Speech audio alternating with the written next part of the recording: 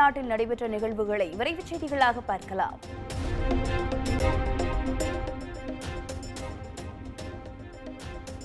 ராமநாதபுரம் மாவட்டம் சாயல்குடி அருகே தனியார் மருத்துவமனையில் ஒரே ஊசியை பலருக்கும் பயன்படுத்துவதாக வீடியோ வெளியானதால் பரபரப்பு ஏற்பட்டுள்ளது.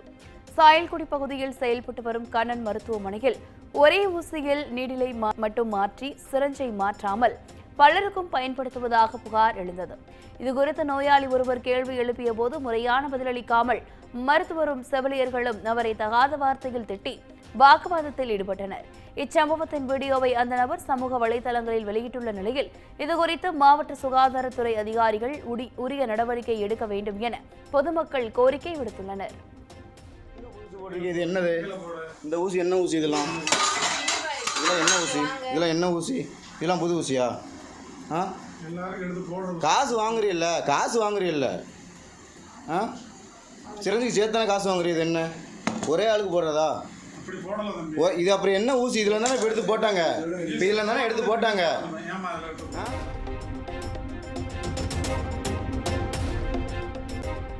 இன்ஸ்டாகிராம் மோகத்தால் பொதுமக்களை அச்சுறுத்தும் வகையில் மதுரையில் பைக் ரேஸில் ஈடுபடும் இளைஞர்கள் மீது நடவடிக்கை எடுக்க வேண்டும் என்று சமூக ஆர்வலர்கள் தெரிவித்துள்ளனர்.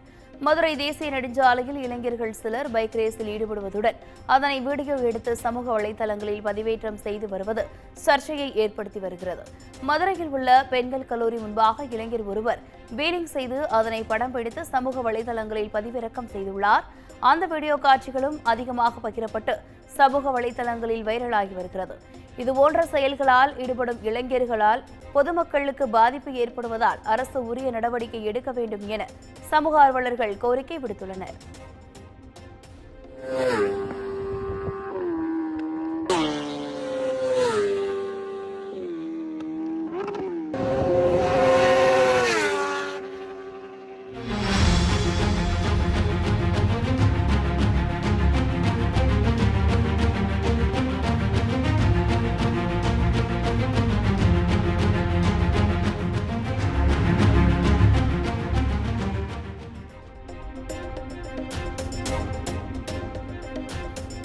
பிரதமர் வருகையால் குமரி கடற்கரை பகுதியில் சுற்றுலா பயணிகள் நுழைய கடும் கட்டுப்பாடு விதிக்கப்பட்டுள்ளதால் சுற்றுலா பயணிகள் திருப்பரப்பு அருவியை நோக்கி படையெடுத்து வருகின்றனர். குமரியில் கடலில் நடுவே அமைக்கப்பட்டுள்ள விவேகானந்தர் மண்டபத்தில் பிரதமர் ஆழ்ந்த தியானத்திலும் ஈடுபட்டு வருகிறார். பிரதமர் வருகையால் குமரி கடற்கரை பகுதி முழுவதும் பலத்த போலீஸ் பாதுகாப்பு போடப்பட்டுள்ளது. இதனால் குமரி கடற்கரை பகுதியில் கடும் தட்டுப்பாடுகள் விதிக்கப்பட்டுள்ளதால் குமரியின் குற்றாலம் என்று அழைக்கப்படும் திருப்பரப்பு அருவியை நோக்கி சுற்றுலா பயணிகள் குவிந்து வருகின்றனர். அருவியில் குறைவாக தண்ணீர் விழும் பகுதிகளில் மட்டுமே குளிக்க அனுமதி அளிக்கப்பட்டுள்ளதால் காத்திருந்து பயணிகள் குளித்து மகிழ்ந்து சென்றனர்.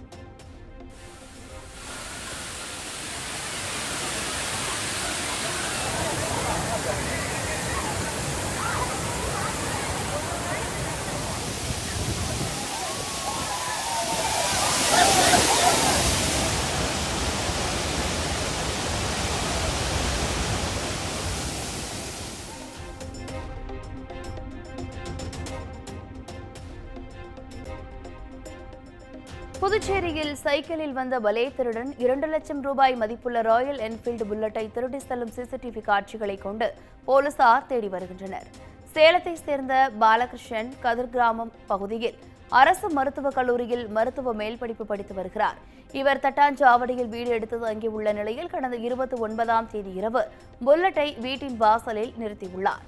காலை வந்து பார்த்தபோது புல்லட் மாயமாகி இருப்பதை கண்டு அதிர்ச்சியடைந்த பாலகிருஷ்ணன் அங்கிருந்த சிசிடிவி கேமராவை ஆய்வு செய்தார். அப்போது சைக்கிளில் வந்த மர்ம நபர் காலால் புல்லட்டின் சைட் லாக்கை உடைத்து லாபகமாக திருடி செல்லும் காட்சிகள் பதிவாகியிருந்தது. இதுகுறித்த புகாரின் அளித்ததன் பேரில் மர்ம நபரை போலீசார் தேடி வருகின்றனர்.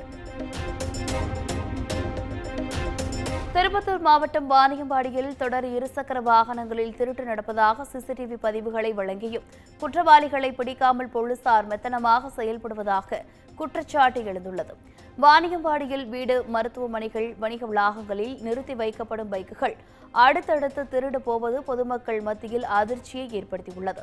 பைக்குகள் திருடப்படும் சிசிடிவி காட்சிகளுடன் புகார் அளித்தும் 10 நாட்களுக்கு மேலாக இருசக்கர வாகன திருடர்களை பிடிக்க முடியாமல் திணறி வருகின்றனர். காவல்துறை உயர் அதிகாரிகள் தலையிட்டு இருசக்கர வாகன திருடர்களை பிடிக்க உரிய நடவடிக்கை எடுக்க வேண்டும் என பாதிக்கப்பட்டவர்கள் கோரிக்கை வைத்துள்ளனர். நாமக்கல் மாவட்டம் ராசிபுரம் அருகே தனியார் ஹோமியோபதி கல்லூரியில் உணவு அருந்திய 10 மாணவ மாணவிகளுக்கு வாந்தி மயக்கம் ஏற்பட்டு தனியார் மருத்துவமனையில் அனுமதிக்கப்பட்டுள்ளனர். மேட்டுக்காடு பகுதியில் செயல்பட்டு வரும் தனியார் ஹோமியோபதி கல்லூரியில் 500க்கும் மேற்பட்ட மாணவ மாணவிகள் பயின்று வரும் நிலையில் அங்கு உள்ள விடுதியில் 120 மாணவ மாணவிகளுக்கு இரவு உணவு வழங்கப்பட்டுள்ளது. இந்த நிலையில் உணவருந்திய 10 மாணவ மாணவிகளுக்கு வாந்தி மயக்கம் ஏற்பட்டுள்ளது. இதனையடுத்து அவர்கள் ராசிபுரத்தில் உள்ள தனியார் மருத்துவமனையில் சிகிச்சைக்கு அனுமதிக்கப்பட்டுள்ளனர். இச்சம்பவம் தொடர்பாக உணவு பாதுகாப்புத் துறையினர் மற்றும் மருத்துவ குழுவினர் கல்லூரி விசாரணையில் மேற்கொண்டு வருகின்றனர். நீலகிரி மாவட்டம் உதகை அரசு தாவரவியல் பூங்காவில் கண்ணாடி மாளிகை திறக்கப்பட்டுள்ளதால் சுற்றுலா பயணிகள் ஆர்வத்துடன் கண்டு ரசித்து செல்கின்றனர்.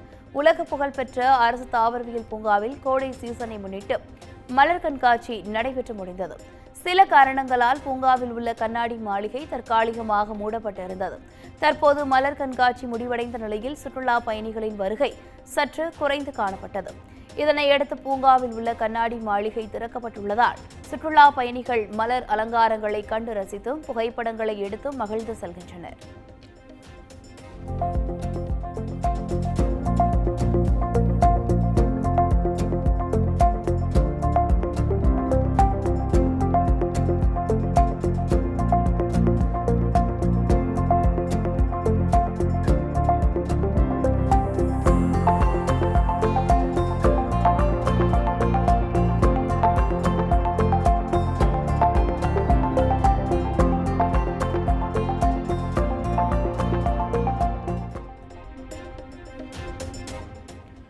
ஒரு லட்சம் கொடுத்தால் 1 கோடி ரூபாய் திருப்பி தருவதாக கூறி பலரிடம் பல கோடி மோசடி செய்த நபர் மீது நடவடிக்கை எடுக்க கோரி திண்டுக்கல் எஸ்பி அலுவலகத்தில் பாதிக்கப்பட்டவர்கள் புகார் அளித்தனர். வடமதுரை அருகே உள்ள மொட்டனம்பட்டி கிராமத்தைச் சேர்ந்த பெருமாள் என்பவர் மத்திய மாநில அரசின் உதவியுடன் அறக்கட்டளை நடத்தி வருவதாக கூறப்படுகிறது. இந்த அறக்கட்டளையில் உறுப்பினராக சேர்ந்தால் ஒரு மாதத்தில் 1 லட்சத்திற்கு 1 கோடி ரூபாய் திருப்பி தரப்படும் என பெருமாள் உறுதியளித்ததால் கடந்த 2019ஆம் ஆண்டு ஏராளமானோர் பணம் கட்டியுள்ளனர். இந்த நிலையில் பணம் கேட்டு சென்றால் பெருமாள் ஆட்களை வைத்து கொலை மிரட்டல் விடுத்துள்ளார். இதுகுறித்து சில மாதங்களுக்கு முன்பு வடமதுரை காவல் நிலையத்தில் புகார் அளித்தும் எந்த நடவடிக்கையும் எடுக்கப்படாததால் பாதிக்கப்பட்டவர்கள் எஸ்பி அலுவலகத்தில் புகார் அளித்தனர். வேண்டாம், இந்த கிரீடுன்னு ஒன்று இருக்குது, 1 லட்ச ரூபா கொடுத்தா 1 கோடி ரூபா இருக்குதுன்னு சொல்லி என்கிட்ட கேட்டாருங்க. நான் பணம் வாங்கிட்டு உங்களுக்கு நல்லா ஆயிருவீங்க, இது எது கஷ்டப்படுறேன்னு சொல்லி 2019 வாங்கினாருங்க. இன்று வரைக்கும் நான் அங்கே ஏலக்காய் ஸ்டேட்டில் குமிழியில் தான் இருக்கேன், நான் கேரளாவில் தான் இருக்கேன். சரிங்களா, நான் எப்போ போய் கேட்டாலும் அவர் மிரட்டுறாரு. அவன் மயம் வந்து 2 பேருங்க, ஒருத்தன் மிலிட்ரியில் இருக்கான், ஒருத்தன் இங்கே ஊரில் இருக்கான். 2 பேருமே தோட்டத்துக்கு போனால் மிரட்டுறாங்க. சொந்தக்காரங்களே பணத்தை வாங்கிட்டு இப்படி மிரட்டினா நான் என்ன செய்ய சொல்லுங்கள். அதே போல் நாங்கள் அதனால தான் வேடசுந்தர அலுவலகத்துக்கு கொண்டு போய் கொடுத்தோம். நாங்கள் பெட்டிஷனு இப்போ திண்டுக்கல் அலுவலகத்துக்கு அதிகாரிகிட்ட கொண்டு போய் கொடுக்க வந்திருக்குங்க. என்கிட்ட வந்து 5 லட்ச ரூபா வாங்கியிருக்காருங்க. என்கிட்ட கொஞ்சம் பணம் என்னென்னு கேட்டிங்கன்னா, மேக்ஸிமம் வந்து ஒரு நம்பருக்கு வந்து 1 லட்ச ரூபான்னு சொல்லி வாங்கினது ஃபஸ்ட்டு. அப்புறம் வந்து இந்த ஐடென்டி கார்டு, உறுப்பினர் கார்டு போடணும், 20 ரூபா பத்திரத்தில் கையெழுத்து போடணும் அப்படின்னு சொல்லி வாங்கினாருங்க.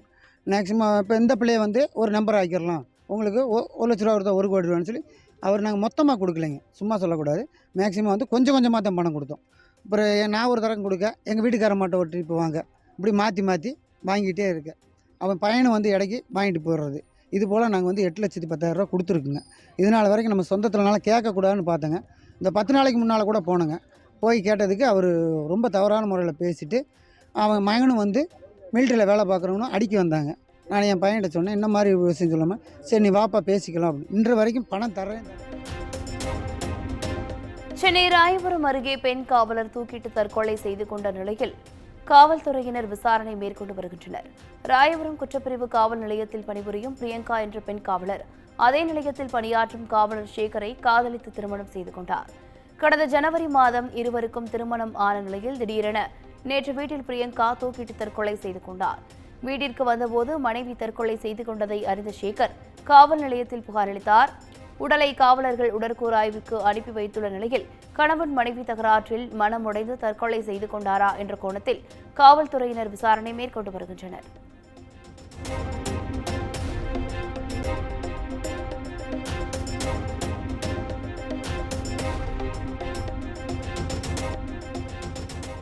தமிழ்நாட்டில் 18 வயதுக்கு உட்பட்டவர்கள் வாகனங்களை இயக்குவதை தவிர்க்க புதிய விதிமுறைகள் இன்று முதல் அமல்படுத்தப்படுகின்றன. இதுகுறித்து போக்குவரத்து காவல்துறை வெளியிட்டிருக்கும் தகவலில் 18 வயது ஆகாதவர்கள் வாகனம் ஓட்டி பிடிபட்டால் ஓட்டிய வாகனத்தின் பதிவுச் சான்றிதழ் ரத்து செய்யும் வகையில் புதிய விதிமுறை இன்று முதல் அமல்படுத்தப்பட உள்ளதாக தெரிவிக்கப்பட்டுள்ளது. அதேபோல பிடிபடும் நபருக்கு 25,000 ரூபாய் அபராதம் விதிப்பதுடன் 25 வயதாகும் வரை ஓட்டுநர் உரிமம் பெற முடியாதபடி தற்காலிக தடை விதிக்கப்படும் என்றும் தெரிவிக்கப்பட்டுள்ளது.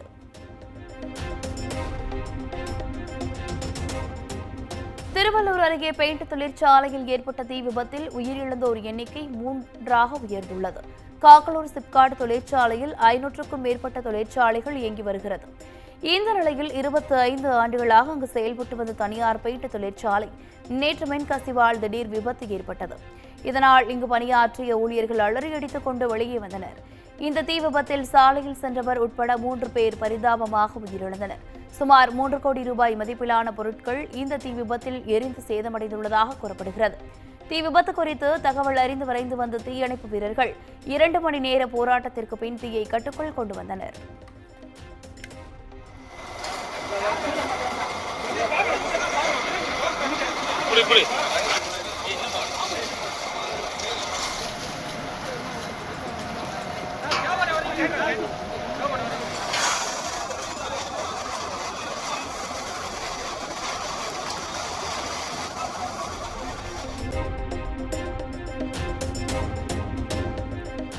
சென்னை சேலையூரில் ஆன்லைன் வர்த்தகத்தில் பணத்தை இழந்த இன்ஜினியரிங் படித்த பட்டதாரி யூடியூப் பார்த்து செயின் பறிப்பில் ஈடுபட்ட நிலையில் போலீசார் கைது செய்துள்ளனர்.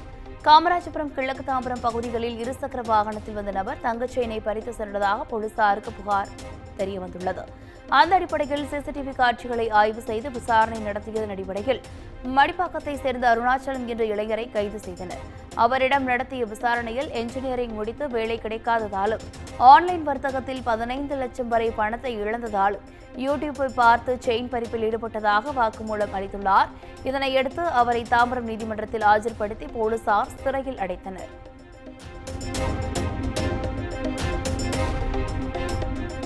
காஞ்சிபுரத்தில் பணபலன்களை கொடுக்கவில்லை என கூறி பணிமனை முன்பு ஓய்வு பெற்ற போக்குவரத்து துறை ஊழியர் தர்ணாவில் ஈடுபட்டார். காஞ்சிபுரம் போக்குவரத்து பணிமனையில் பணியாற்றிய தமிழ்ச்செல்வன் கடந்த 2022ஆம் ஆண்டு டிசம்பர் மாதம் ஓய்வு பெற்றார். இந்நிலையில் 18 மாதங்கள் ஆகியும் அவருக்கு சேர வேண்டிய 12 லட்சம் ரூபாய் PF தொகை உட்பட எந்தவித பண பலன்களையும் கொடுக்கவில்லை என கூறப்படுகிறது. இதனால் மன உளைச்சலுக்கு ஆளான தமிழ்ச்செல்வன் பணிமனை முன்பு தர்ணாவில் ஈடுபட்டார். அப்போது பேசிய அவர், தனக்கு சேர வேண்டிய பண பலன்களை தமிழ்நாடு அரசு தரவில்லை எனில் கருணாநிதியின் பிறந்த நாள் அன்று தனது உயிரை மாய்த்துக் கொள்வேன் என எச்சரிக்கை விடுத்துள்ளார். 12 லட்சம் ரூபாய்க்கு இருக்குது. அது வந்தா என்னுடைய கடங்காரம் தொல்லையே கிடையாது. எனக்கு 30 நாளில் கிடைக்க வேண்டிய PF பணம் 540 நாள் ஆகும் கிடைக்காததுனால மன உளைச்சல் ஆகுது. நான் தற்கொலைக்கு போயிடலான்ற கூட ஒரு நிலைமை உருவாகிறது. அதனால இன்னைக்கு நாடெங்கும் கலைஞருடைய பிறந்தநாள் விழா 3/6/2024 அன்று 100ஆண்டு விழா நிறைவு விழா கொண்டாடும் போது எனக்கு மனவேதனையா இருக்குது. அதனால அன்னைக்கு என்ன பண்ணிக்கலாமான்னு கூட ஒரு ஏன்னா இன்றைக்கு கள்ளச்சாராயத்தை சேர்த்தவனுக்கு 6 லட்சம் தராங்க, 3 லட்சம் தராங்க. ஆனால நானும் ஏன்னா இதுவானா எனக்கு இது கிடைக்கணும் அப்படி கூட